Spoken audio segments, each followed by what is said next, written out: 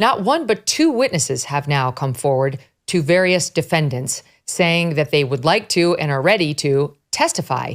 They are both saying, shocker, Terrance Bradley is full of BS.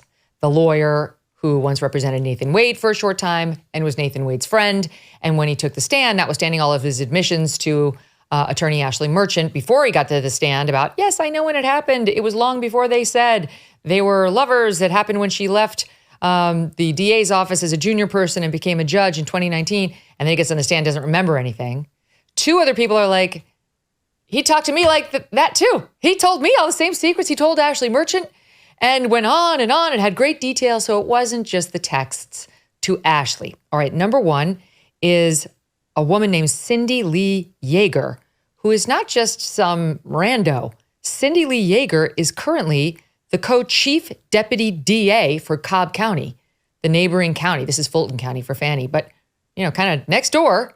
This is the co-chief deputy DA. So this person also has an obligation of candor to the court.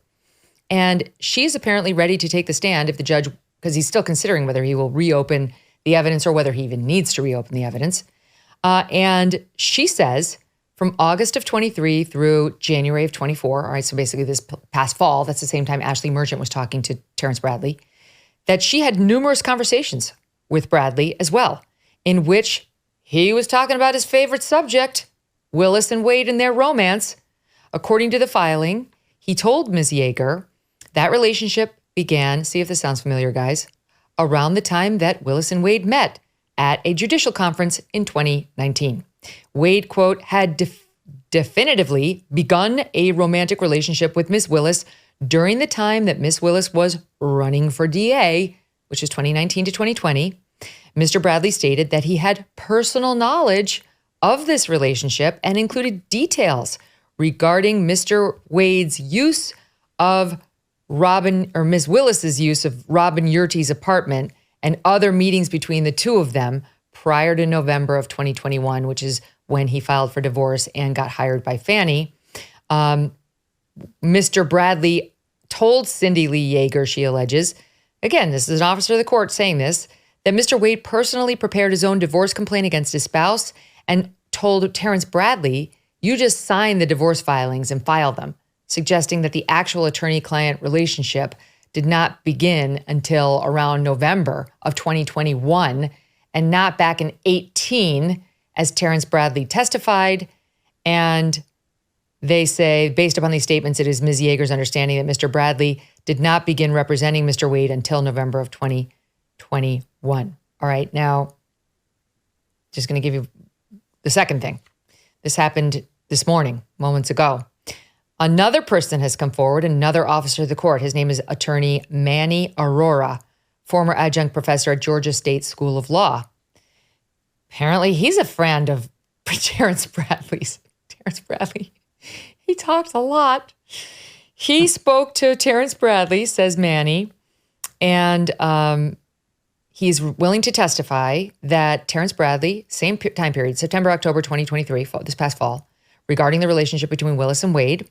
Aurora claims that Terrance Bradley told him the relationship began when Willis was running for DA in 2019 through 2020, that Bradley had personal knowledge of the relationship, including details regarding the use of Robin Yurtie's apartment. That's exactly what the other one said. Personal knowledge, including the use of Robin Yurtie's apartment, and he adds that Mr. Wade, this is what this guy learned from Terrance Bradley, had a garage door opener to the property. This rung a bell with us because Ashley Merchant, I think, was also told this by Terrance Bradley because she raised it when he was on the stand. We pulled the SOT. Watch. Do you recall that he had a garage door opener to either a house or a condo or something like that of Miss Willis's? I've never seen a garage door opener, so no, I do not have any personal knowledge of him having a garage door opener. Do you have any knowledge at all from Mr. Wade or any source that he had a garage door opener to access one of Miss Willis's residence? And I'll object to any source as to hearsay. All right, depends on the source. Overruled. No, I don't have any knowledge. Well, it's clear that Ashley Merchant got that from somewhere. It appears to have been him, but for sure, we've got a lawyer named Manny Aurora who's willing to take the stand and say, he told me, Terrance Bradley told me Mr. Wade had a garage opener to that property. And again, we have another witness, a DA, saying he told me that they were having an affair at that time and had details about the use of her apartment and other meeting. I mean, the little butterball turkey, the thing has popped out. It's done. It's done. Dave, is it done? Am I like, how many witnesses have to come forward to put the lie to this?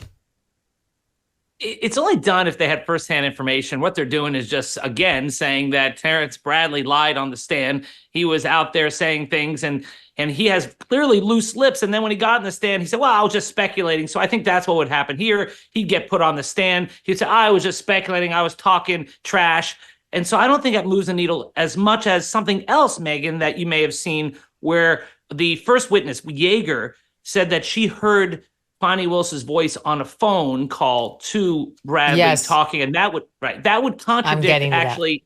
Yeah, that I think is a bigger deal than this. This to me, Megyn, because it's not firsthand information, does not move the needle, and I don't think that the judge is going to reopen it just for this. It's that other thing which we'll talk about, which may be a bigger problem. I'll just fill it in now. This first witness, this assistant deputy DA in Cobb County, is willing to take the stand and tell this judge under oath that Fani Willis was calling Terrance Bradley when Bradley was visiting Yeager in September. So Bradley was with Yeager and he got a phone call from Fani.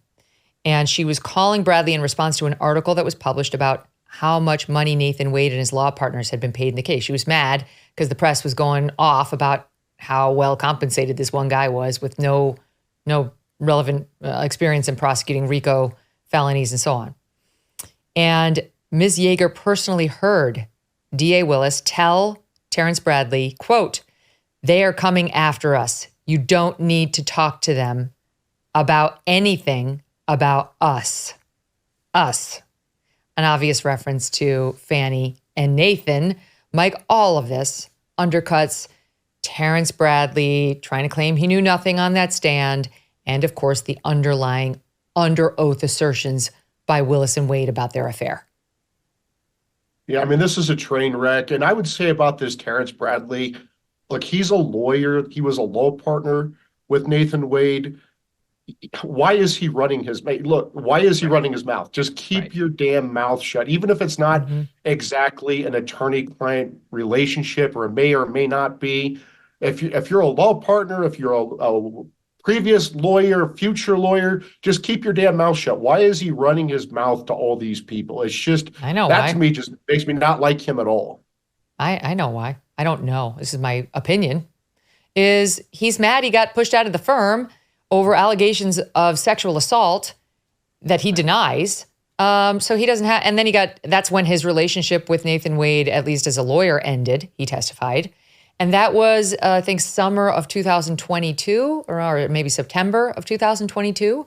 So he's probably pissed off a little that not only did they push him out of the firm, but he got accused of being a terrible person, of like sexual assault, again, which he denied on the stand.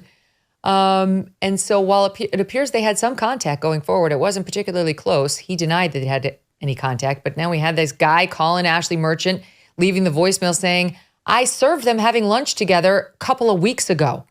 So Nathan Wade and Terrance Bradley, and that I know these players. I knew exactly who it was, and I introduced myself, and like just all the bricks are falling out of this wall for Terrance Bradley. And why? Because he's embarrassed that he did blab inappropriately on a friend, and worse, potentially on a client, but he did blab and it's out there. And for better or for the worse, I don't know, you tell me. The judge is a human. There's no sequester order on him and media, Dave. So he's going to know this, and he's got to review these motions to see whether he's going to allow these people to testify. Right. I agree with everything you and Mike said about Terrance Bradley. Remember when Fani Willis's lawyers went after him? We didn't understand why. So why go after your own witness? He's given your side whatever you wanted, but now we know because I guess they anticipate all this stuff coming out. And the fact is he did have a bad breakup with Nathan Wade. And so, yeah, this is something the judge is aware of. The judge may have already made up his mind and this doesn't matter. But if the judge has not, or if he's ruling for Fani Willis, then he's more likely to allow this to come in. I still believe the only thing that really is relevant here is that conversation that Yeager heard herself of Fani Willis's voice talking to Terrance Bradley. Let me tell you a story about a guy named Leo Grillo. Leo was on a road trip and came across a Doberman. This dog was severely underweight and clearly in trouble. Leo rescued the dog and named him Delta. Sadly, Delta was just one of many animals that needed help, and this inspired Leo to start Delta Rescue, the largest no-kill, care-for-life animal sanctuary in the world.